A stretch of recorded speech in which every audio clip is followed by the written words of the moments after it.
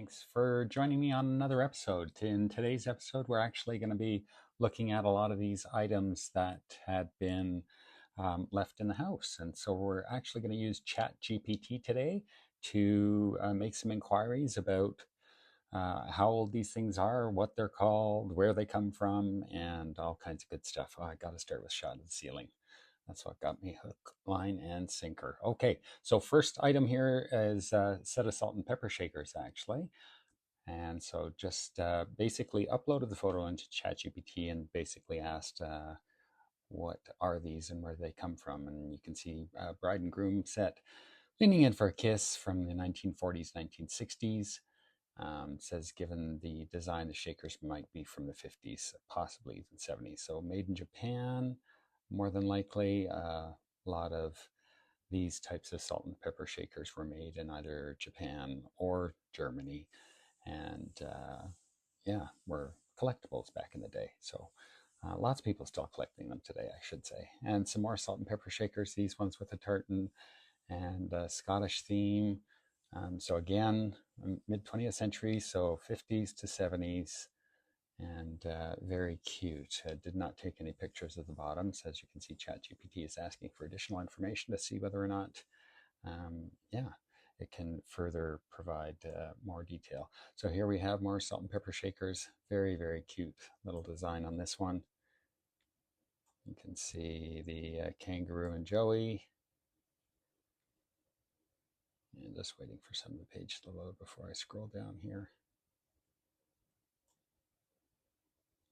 Yeah, so very cute. Again, asking if there's any markings which would help identify. Determine potential value. No, these are priceless, I'm afraid. So again, circa on this one, same circa again, possibly Japan, but could be somewhere from Australia based on what they look like, who knows. And next we have lovely. You can certainly tell by the weight. My first suspicion was this was pewter, and it does make suggestion that this L would have been pewter or silver. I'm going to guess pewter. And again, asking if there are any markings at the bottom, and there were. It wasn't engraving, but that was a personal engraving that was at the bottom of this, and that's why it's not shown.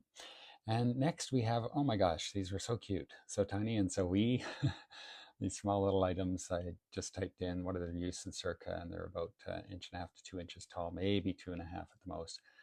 So making mention of miniature kerosene or oil lamps, often used as fairy lamps or miniature finger lamps, dating back around the 1890s to the 1920s. So uses. Number 3, personal lighting. Though very small, some were actually functional and used as bedside or emergency lighting. Oh my gosh, anybody ever have one of these? Make note in the comments below. Very neat. On to the next item, which is our cute little stamped scale. So it's actually a spring scale.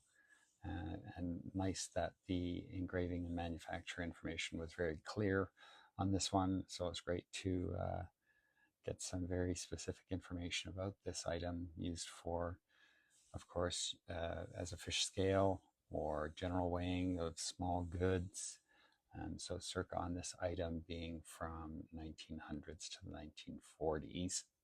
So very neat little item as well. So this one was actually tucked away in a corner here. So the vintage spring rocking horse, so likely mid 20th century, possibly from the 50s or 70s. And these would have been plastic or even fiberglass, painted, and yeah, just became popular in the 50s and 60s.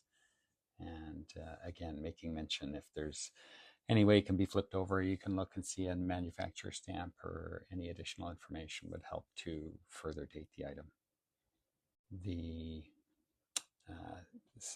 buffet or the sideboard that was in the dining room that we moved out when we removed the carpet. If you haven't seen, go back and check the last video where we tore the carpet out. You can see what's under the floors. So again, asking ChatGPT, I need your help to identify the circa and any additional details. So on this one, we have a sideboard or hutch, from the early to mid 20th century, making mention of the styling and the drawer fronts being arts and crafts or colonial revival style. So it's dating this item based on the craftsmanship between 1910 and 1940s.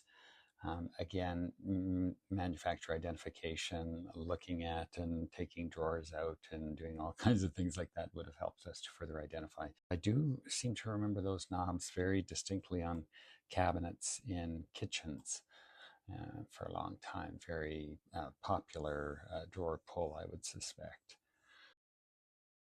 And now we move on to the clock. This would have been the clock that was hanging in the dining room. Just pulling up a picture here. So again, who is this and who made it? And circa. And on ChatGPT, does its magic vintage mechanical wall clock with pendulum made by Kumsung, a South Korean clock manufacturer that produced traditional mechanical clocks. Likely from the mid 1900s to late 20th century. 31-day marking on the dial indicates that it's mechanical clock designed to run for 31 days on a single winding. So dating this one to potentially the 70s or 80s. And they were inspired by German or Japanese regulators, but were not widely produced in South Korea. So, okay, so this was the mantle clock. I believe this was exactly where it is right now, just on the dining room mantle. So we're just asking ChatGPT on this one and showing its 18th to mid 20th century, quite the wide span. So as I have several photos of the clock, I'm just doing this one a little bit differently, and I'm going to feed these photos to ChatGPT just so you can see the difference. So based on an estimation 1920s to 1940s. So it does give some possible makers there. There's three possibilities. So now it's suggesting that we use check the clock face and looking at the movement in the back. It's making some suggestions on some possible makers. I do have the back photo, which I'm just going to upload now.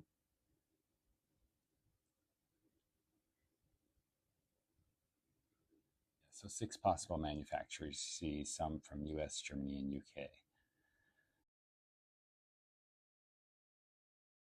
So after showing the back cover, it has narrowed it down to, you can see 3 possible German manufacturers. So of course, we have some additional information with regards to the clock. So just a close-up of the face here, and I'm just going to grab this photo. There we go. Sorry, I'll drag that. And you can distinctly see the 2 arrows, so this will further assist in the identification.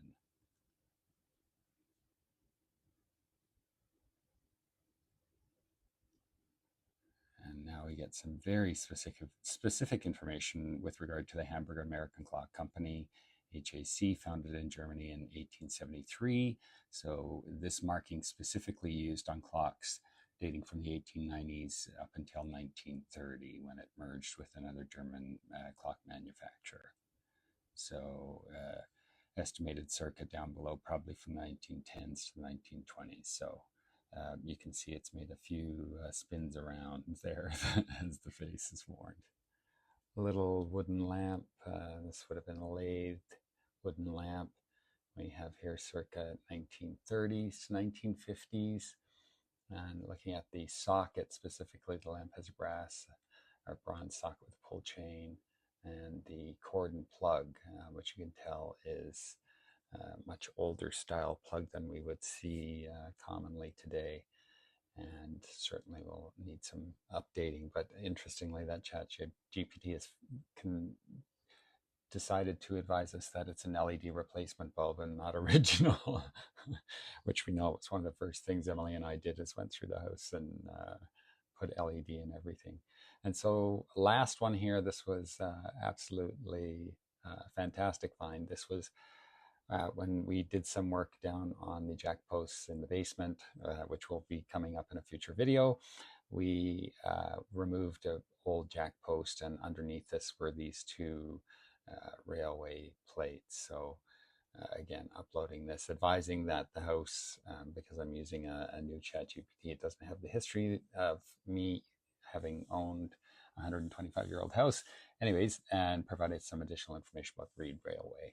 And so just advising that it's likely from 1898, or it could be even older than that, depending on which part of track it was ripped up from. But part of the Reed Railway Company, dated back to 1898 to 1949, well, until 1988, when some of these pieces would have been made available for sale. So somebody was able to grab two of these pieces. So very neat.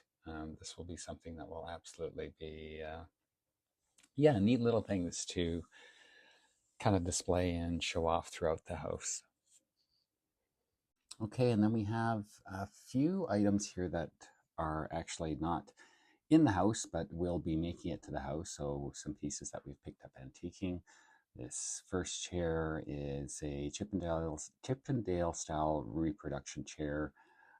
And this one, they are actually dating 1880 to 1920. I thought it might be a little bit later than 1920, but what do I know?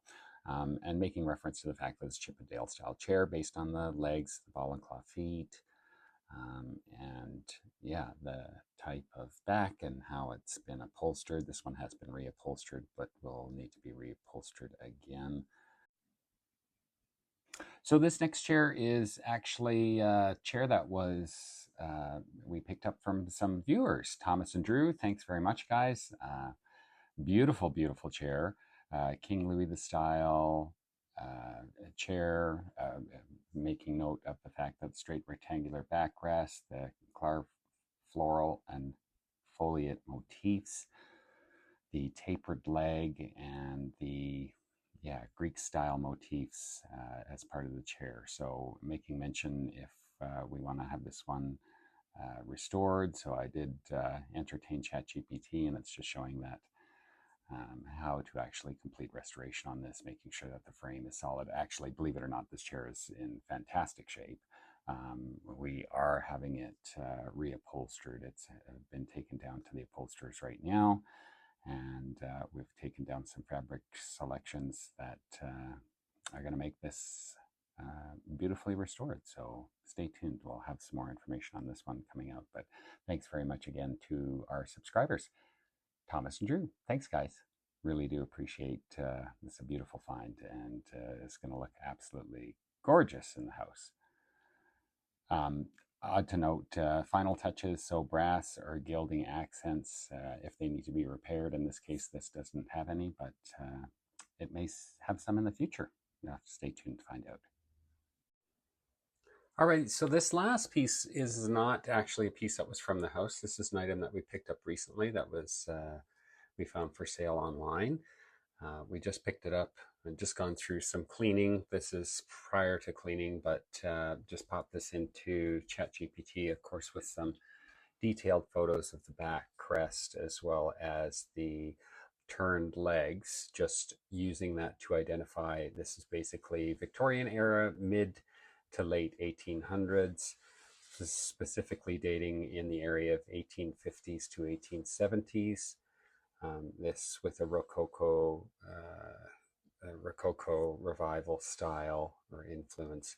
Makers designating US, England, or even France, but without any specific identifying marks. It's hard to be able to tell, but certainly if anybody knows specifically this piece and who the manufacturer was, we'd love to know. So please make note in the comments.